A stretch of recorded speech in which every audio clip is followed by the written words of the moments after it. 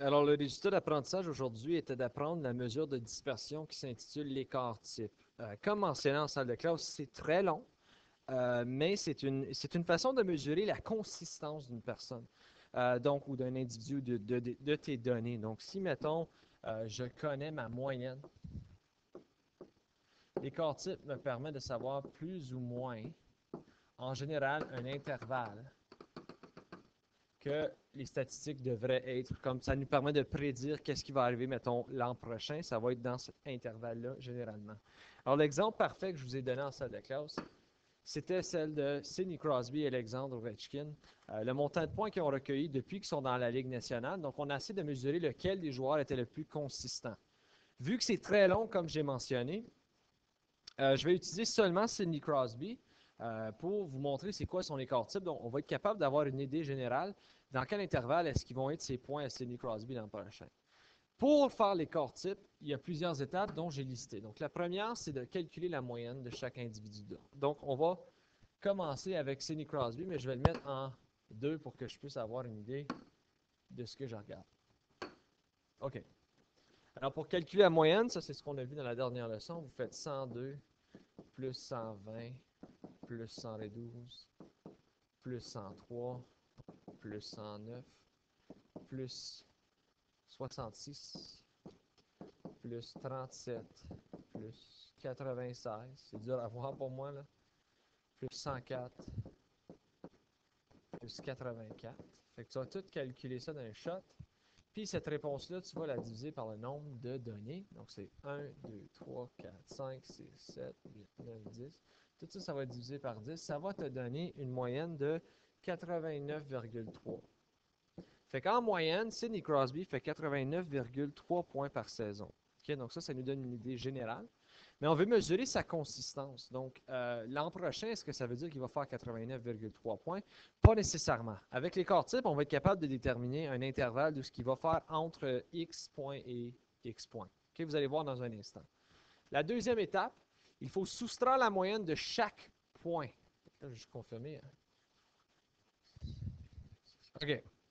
Fait que je dois soustraire la moyenne de chaque nombre de points. Donc, si j'ai 102, donc je dois faire 102 moins 89,3. OK? Fait que là, je suis en train de prendre les données qu'il y a ici.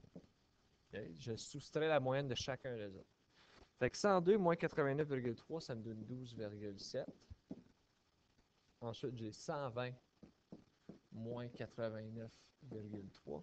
Ça va me donner 30,7. Ensuite, j'ai 72 moins 89,3, ce qui va me donner négatif 17,3. Ensuite, j'ai 103 moins 89,3, ce qui va ensuite me donner 13,7. Ensuite, j'ai 109 moins 89,3, ce qui va me donner 19,7. Donc là, vous voyez que c'est long, là. 66 moins 89,3, ça va me donner négatif 23,3. Ensuite, j'ai 37 moins 89,3, ce qui va me donner négatif 52,3. Ensuite, 96 moins 89,3, ça va me donner 6,7. Ensuite, j'ai 104 moins 89,3, ce qui va me donner 14,7. Pour ensuite avoir 84 moins 89,3, ce qui va me donner négatif 5,3. Alors, pour faire un recap de ce que je viens de faire, j'ai pris mes données ici, puis j'ai fait moins la moyenne de Sidney Crosby qui était 89,3. Ça m'a donné une liste de chiffres. La prochaine étape, c'est ensuite mettre ces réponses ici, qu'on a trouvées, au carré. Donc là, vous allez avoir besoin de votre calculatrice. Vous allez devoir trouver c'est quoi 12,7 au carré. Ça va me donner, juste un instant, 161,29. Ensuite, j'ai 30,7 au carré. Ça va me donner 942,49. Ensuite, j'ai 17,3, négatif 17,3. Là, n'oubliez pas vos parenthèses, s'il vous plaît, parce que c'est un chiffre négatif qui est au carré, donc tu dois faire mets tes parenthèses dans ta calculatrice pour que ça fasse négatif 17,3 fois négatif 17,3, ce qui va ensuite te donner 299,29. Donc, regardez, ça vous a donné un chiffre positif parce que c'est un chiffre négatif fois un chiffre négatif. J'ai ensuite 13,7 au carré, ce qui va me donner, juste un instant, 13,7 au carré.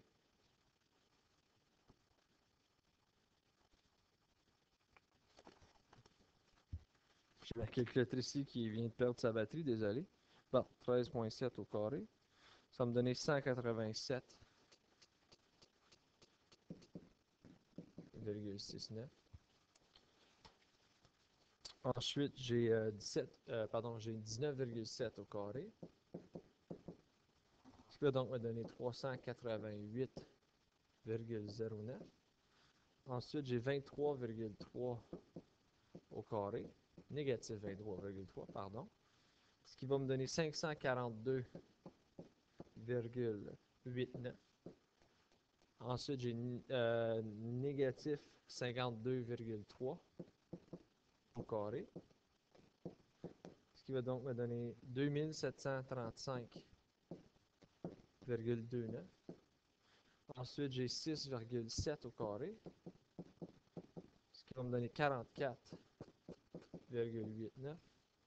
Ensuite, j'ai 14,7 au carré. Ce qui va me donner 216,09.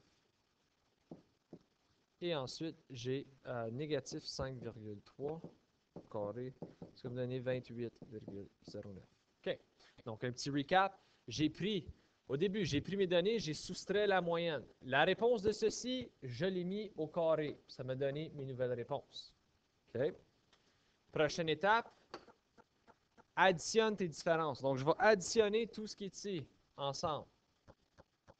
Alors, ça va me donner 161,29 plus 942,49 plus 299,29 plus 187,69 plus 388,09 plus 542,89 plus 2735,29 plus 44,89 plus 216,09 plus 28,09. Donc, je fais l'addition de tout ça ensemble. Là, tu sais quoi? Je ne sais pas pourquoi je le faisais avec ma propre calculatrice. Je peux le faire pour vous juste ici. Donc, 161,29 plus 900, je vais confirmer, c'est-tu 47 ou 42, là? 42, pardon. 942,49 plus 299,29. Ah, j'ai pesé clear au lieu de 9. 101,29 plus 942,49 plus 299,29 plus 187,69 plus 388,09 plus 542,89 plus 2735,29 plus 44,89 plus 216,09 plus 28,09. Ça va me donner 5546,1. Donc, ça, c'est la somme. Okay? Donc, j'ai pris toutes mes carrés au carré que j'ai faites. Je les ai additionnés maintenant. Et on arrive à la dernière étape. La dernière étape, on te demande de diviser. Pardon, non, je me trompe. Il y a une autre étape après celle-ci. Maintenant, tu divises ta somme que tu viens de trouver. Tu la divises par le nombre de points en tout, de nombre de données, moins 1. Fait que si j'ai 1, 2, 3, 4, 5, 6, 7, 8, 9, 10 données, donc ça va être 10 moins 1, je vais le diviser par 9. Donc, c'est toujours 1 de moins que qu'est-ce que vous aviez. Ça, tu fais maintenant le calcul. Donc, 5546.1 divisé par 9. Ça va me donner 616,23. Donc, on va en garder 2 après la virgule. Et ça nous amène à la dernière étape. tu fais la racine carrée de ce résultat, et vous allez voir juste un instant.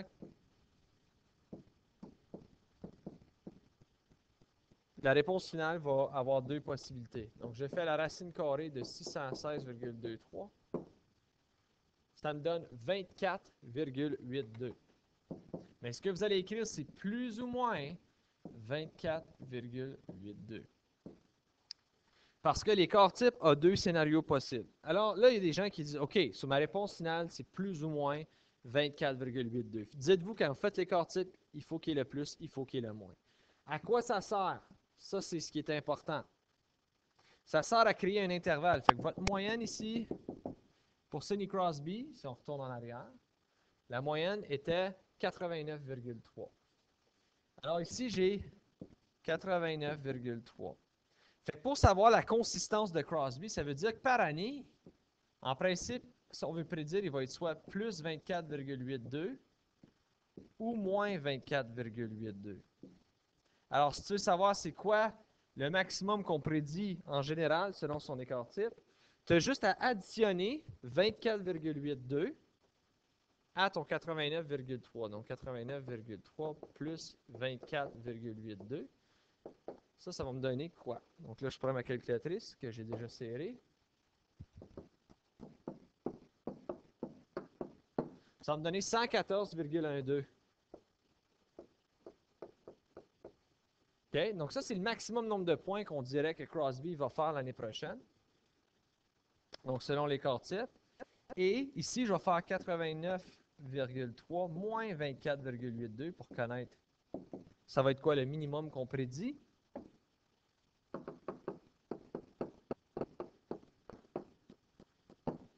Ça me donne 64,48.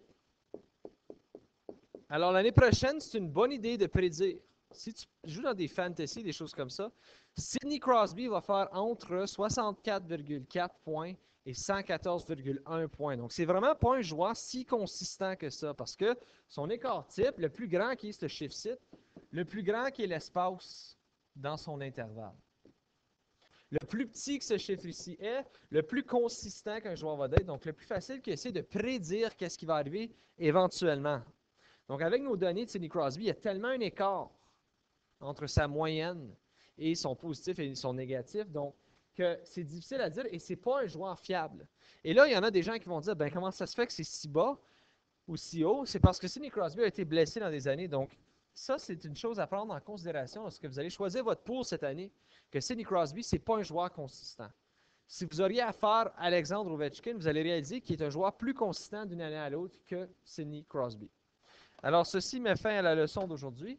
Si jamais vous avez des questions, n'hésitez pas à m'envoyer un message sur Edmodo.